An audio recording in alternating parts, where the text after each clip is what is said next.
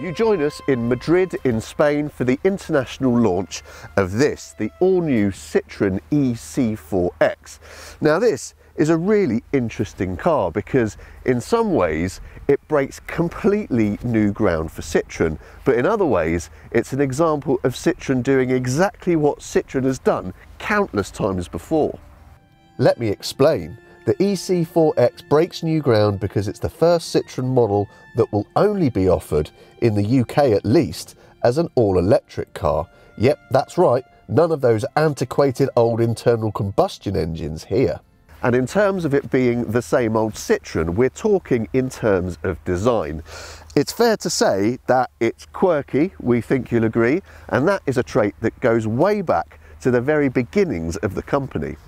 And for proof of that, you can watch our journey through the brand's history during our visit to the Citroen Conservatoire facility in Paris. Link to that video in the description, or click the link shown on the video.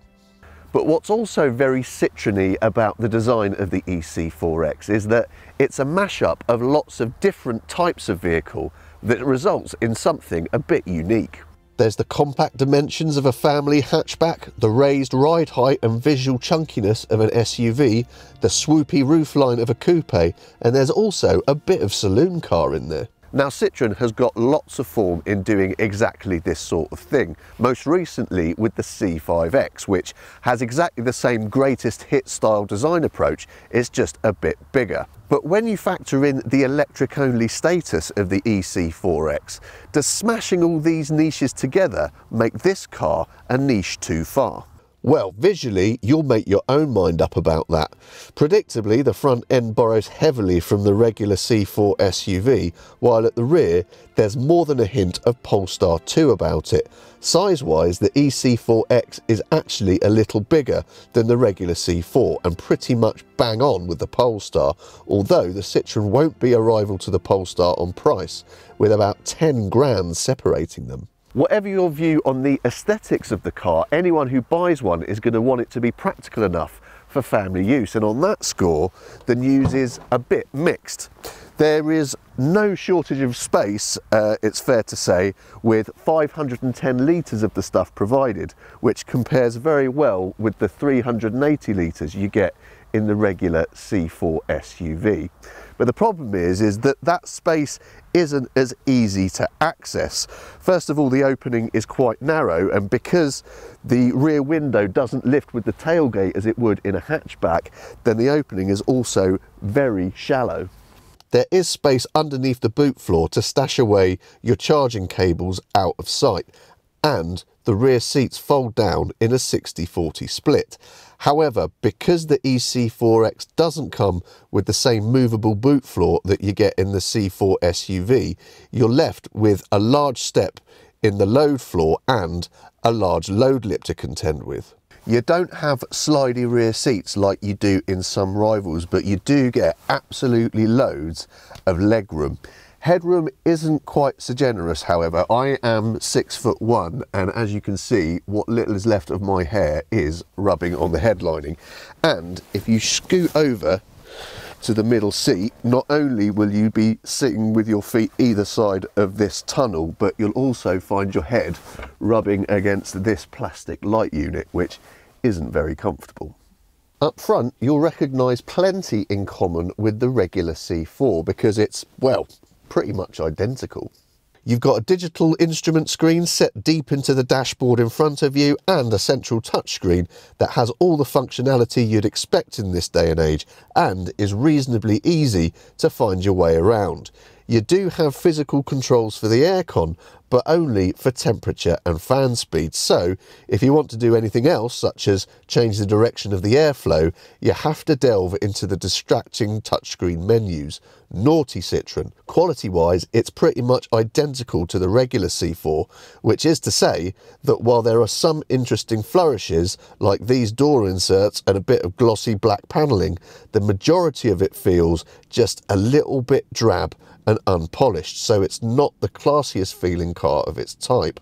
The rear visibility is okay, but it is slightly hampered by rather thick pillars either side of the rear screen. Citroen is making a lot of this car's seats, which it says has been designed and made to deliver high levels of comfort. Bit of a strange thing to say, surely comfort is a seat's one job, but there you go. They are certainly very supportive. There's lots of adjustment, height, lumbar, all of that kind of stuff, and they're very wide, which for me, just after Christmas, is probably a very good thing. They are quite softly padded compared to most regular car seats, and that will be a bit of a case of personal preference, but they do seem supportive enough, so there's no complaints from us.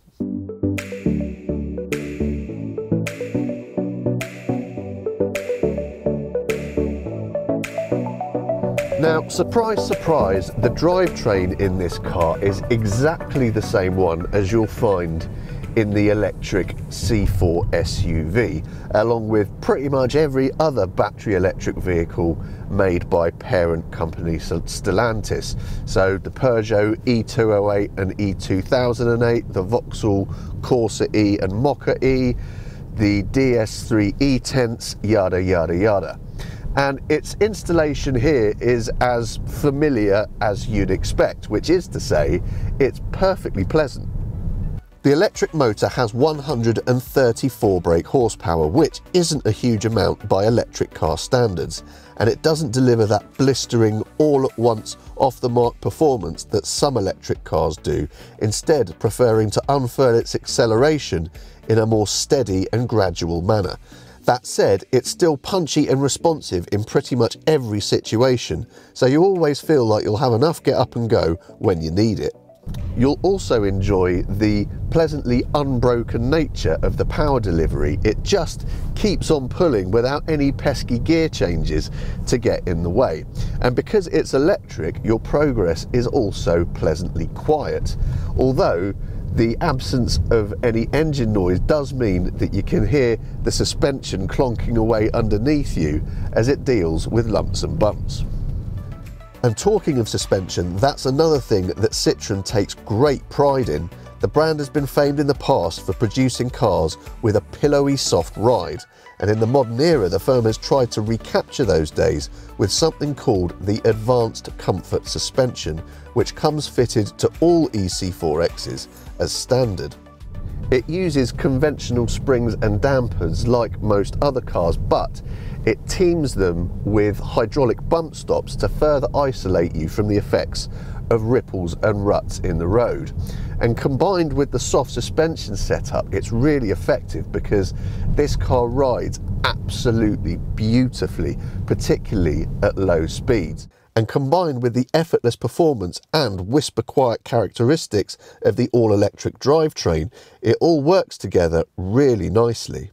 There is a payoff for that soft suspension, however, and that is lots of body movement, particularly when you're going a little bit faster. You can see the nose of the car rising and falling as you operate the accelerator and brakes respectively, and it can start to feel a little bit like you're on a fishing trawler in choppy waters. Some people will be fine with it, other people will be sensitive to it and will feel it in their gut. So more than ever, we'd advise a test drive before you buy to figure out which camp you fall into. And that's when you're going in a straight line. Arrive at a bend and you'll also experience lots of body roll. This isn't necessarily a problem in terms of handling precision, because the e-C4X really isn't that kind of car anyway. It's more that such pronounced lurches of movement as you change direction might have the kids feeling queasy, especially if you accidentally enter a bend quicker than you meant to. And it would be by accident, because this is not a car that encourages you to press on. Like we said earlier, it is just not that kind of car. There is decent grip, but the steering is virtually devoid of feedback. Is extremely light, probably too light for some tastes, and it is slow to respond. So you're best off just taking a more relaxed approach to your driving style and enjoying the car's laid back, wafty nature. And what about all those important electric car numbers? Well, let's whiz through them now, shall we? The car has a 50 kilowatt hour battery pack, of which 45 is usable capacity, and it has an official WLTP range of 222 miles, slightly more than the e-C4 SUV, probably due to its more slippery shape. Do remember though that that is a laboratory figure, so in the real world you can expect something more along the lines of 190 miles in favourable conditions, and that'll drop to more like 140 miles when you're undertaking long motorway journeys in cold conditions. In terms of real world efficiency, our drive was a mixture of motorways and A roads in slightly chilly temperatures, and we saw a figure of 3.7 miles per kilowatt hour. A full charge from a 7 kilowatt home wall box will take around 7.5 hours, and the Citroen can rapid charge at up to 100 kilowatts via its now European standard CCS port, earning you a 0 to 80% charge in just 30 minutes. So we found the Citroen e-C4X to be a thoroughly likeable thing. It's got a pleasantly quirky and unconventional character, both in the way it looks and in the way it drives, and it manages to combine that with half decent practicality and very reasonable standard equipment. Okay, so the name is a bit of a mouthful, the range isn't as long as you get with some EVs, and the interior finish isn't as smart either. But if that matters less to you than personality and individuality, then this is a car that you will enjoy. There are 3 trim levels to choose from. The most basic one is £32,000, the middle one is 34.5, whereas the range topper is 35.5. And importantly, those prices are reasonably competitive compared with those of electric SUV rivals. The car is available to order now, and you'll probably start to see them popping up in the UK in a couple of months' time. What do you think of the Citroen e-C4X? Citroen at its best, or a niche too far? Let us know in the comments, and don't forget to like the video, and please do subscribe to the CarGurus UK YouTube channel for lots more great car content. And if you happen to be shopping for your next car, head over to cargurus.co.uk to find it, and using our clever pricing technology, we'll even tell you whether the dealer selling it is giving you a good price or not.